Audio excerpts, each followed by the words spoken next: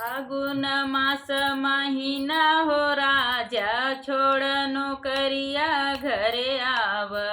फागुन मास महीना हो राजा छोड़ नौकरिया घरे आव। फागुन मास महीना हो राजा छोड़ नौकरिया घरे आव। खाए के देवई पूड़ी मिठाई, खाए के देवई पूड़ी मिठाई। खेलई के रंग पिचकरिया हो राजा छोड़ नौकरिया घरे आव। खेलई के रंग पिचकरिया हो राजा छोड़ नौकरिया घरे आव। खेलई के रंग पिचकरिया हो राजा छोड़ नौकरिया घरे आव।